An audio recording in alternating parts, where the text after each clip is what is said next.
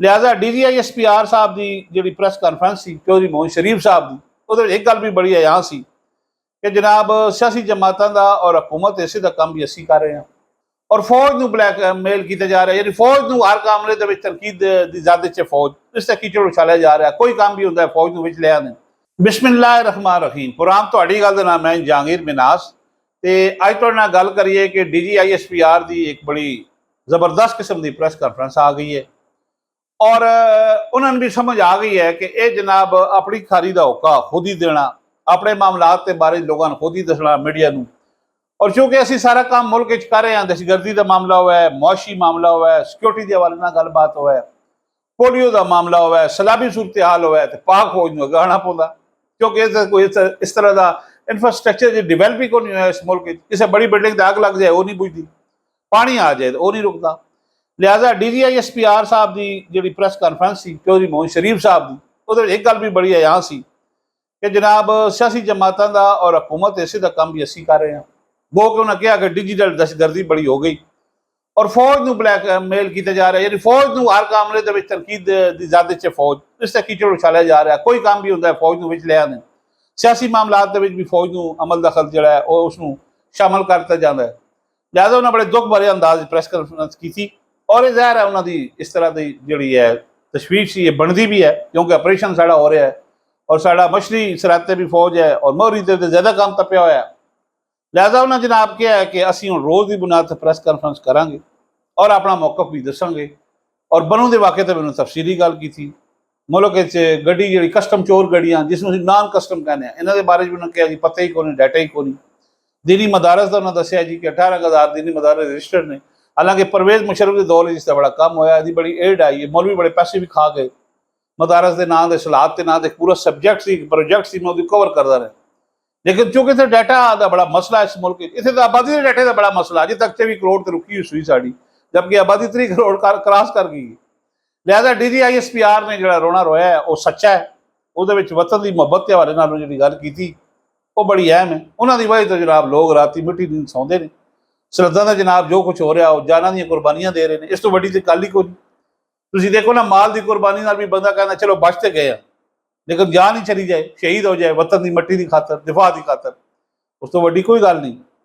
लिहाजा ये जनाब ये उन्होंने खबर बिल्कुल जी गल है तशवीश ठीक है कि मियाँ नवाज शरीफ साहब की हुकूमत जमात जी है ये वफाक भी इकतदार है, पंजाब भी इकतदार है।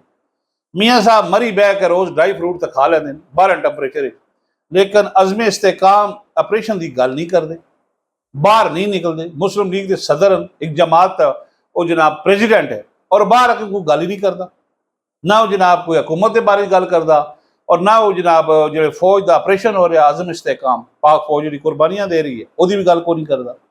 लिहाजा ये DGISPR का दुख बिल्कुल ठीक सी कि कुछ अपने इसे का काम हुकूमत भी कर लवे, कोई इदारे भी कर लैन। उन्होंने कहा जनाब समगलिंग रोकना साड़ा काम नहीं, ठीक गल है। ए जनाब गड्डियां टोरी फिर दिया नॉन कस्टम 0 पॉइंट अपारा पूरा कश्मीर भरया पिया, मालकन डिवीजन भरया पिया। ए जनाब अटक के पुल पर गड्डी गड्डी हुई पी है। ज़ाहिर है इतने कानून बड़ा कमज़ोर है। जोड़े बाकी कानून नफज करने वाले इदारे ने वो 1000-2000 की मार ने उत्थे गड्डियां आंदियां ने नाके से मुट्ठी गर्म कर दें। वो कहते जान दो साहब जिधर जा रहे उन्होंने भी साढ़ा सलाम दे। यह सूरत हाल है इस मुल्क जिन्होंने बनया 76 साल हो गए और अजे तक जनाब कोई बंदा गड्डी चोरी करता है ना वो अंदर जाता है जेल, वो वापस आके 4 गड्डियां चोरी कर जाता, उन्होंने जाका लै जाता, समझ आ जाती ये तो निज़ाम ही कोई सारा झूठ झूठ है। उतो जनाब अदालती ऐसा निज़ाम है कि 2 नहीं तो चौथी पेशी दे जज साहब उन्होंने या बरी कर दें या उसकी जमानत दे दें। वो जिस पहले कार मैरान चोरी की थी ना वो जो कार चोर बाहर आता वो सारा सिस्टम वेख कट्याला का जुडिशरी का पुलिस का वो सीधा करोला से जाता। वो कहता हो इतने तो काम ही कोई कानून साजी कानून वाला है ही कोई जिसका है ही कोई और ये गल भी ठीक है। लिहाजा ये जनाब इस मुल्क के सारा काम अगर फौज ने करना तो उन्होंने तशवीश बिल्कुल ठीक सी कि सियासी जमात हुकूमत को अपने सिरे भी काम करें। दूसरा जनाब तरीके इंसाफ के एक डिजिटल मीडिया जिसमें चलाया जा रहा सी मर्सी दफ्तर से छापा पै गया, दस्तावेजात नाल लै गए ने, रऊफ हसन भी लै गए ने। तुहानूं पता इन्होंने पहले खुसरा भी हमला किया सी, इन्हें भी थोड़े माड़े जे स्ट्रक्चर यानी कमजोर टाइप ने और उन्हें सारिया फाइलें भी लै गए ने। सिक्योरिटी इदारे का कहना यह है कि जी इतों पूरी दुनिया का मीडिया जा रहा जो प्रोपगंडा और जी गुफ्तगू हो रही है पाकिस्तान के खिलाफ सिक्योरिटी इदारे के खिलाफ वो इतों ही जनरेट हो रही। ਇੱਥੇ ਡਿਜੀਟਲ ਮੀਡੀਆ ਸੈਂਟਰ ਬਣਿਆ ਹੋਇਆ, ਉਹ ਚੀਜ਼ਾਂ ਚੁੱਕ ਕੇ ਲੈ ਗਏ ਨੇ ਫਾਈਲਾਂ। ਔਰ ਚਲੋ ਚੀਜ਼ਾਂ ਲੈ ਜਾਂਦੇ ਤਾਂ ਖੈਰ ਸੀ, ਉਹ ਰਊਫ ਹਸਨ ਨੂੰ ਨਾਲ ਲੈ ਗਏ ਨੇ। ਹੁਣ ਬੜਾ ਹਬਸ ਹੈ, ਬੜੀ ਗਰਮੀ ਹੈ, 2 ਦਿਨ ਅੰਦਰ ਆਉਣਾ ਬੜਾ ਮਸਲਾ। ਔਰ ਰਊਫ ਹਸਨ ਮੈਂ ਤੁਹਾਨੂੰ ਦੱਸਿਆ ਹੈ ਵੀ ਕਮਜ਼ੋਰ ਨਾਤਵਾਜ ਆਦਮੀ, ਕੋਈ ਬਹੁਤ ਹੀ ਸਮਾਰਟ ਵੀ ਨਹੀਂ ਕਹਿ ਸਕਦੇ, ਉਸ ਤੋਂ ਕਮਜ਼ੋਰ ਆਦਮੀ। ਔਰ ਇਸ ਛਾਪੇ ਤੋਂ ਬਾਅਦ ਹੁਣ ਚੀਜ਼ਾਂ ਇਹ ਆ ਰਹੀਆਂ ਨੇ ਕਿ ਨਵੀਆਂ ਚੀਜ਼ਾਂ ਬਾਹਰ ਆਉਣਗੀਆਂ, ਕਿਉਂਕਿ ਅਜੇ ਤੱਕ ਤੇ 24 ਘੰਟੇ ਹੋਏ ਨੇ ਇਹ ਕਾਰਵਾਈ ਹੋਈ ਹੈ। ਹੁਣ ਇਸੇ ਤਹਿਕੀਕ ਹੋ ਰਹੀ ਹੈ, ਛਾਨਬੀਨ ਹੋ ਰਹੀ ਹੈ, ਇਹ ਚੀਜ਼ਾਂ ਬਾਹਰ ਆਉਣਗੀਆਂ। ਤੇ DGI SPR ਤਾਂ ਕਹਿ ਬੈਠਾ ਹੈ ਕਿ ਰੋਜ਼ ਅਸੀਂ ਆਪਣੀ ਖਾਲੀ ਦਾ ਹੋਗਾ ਖੁਦ ਹੀ ਦੇਣਾ।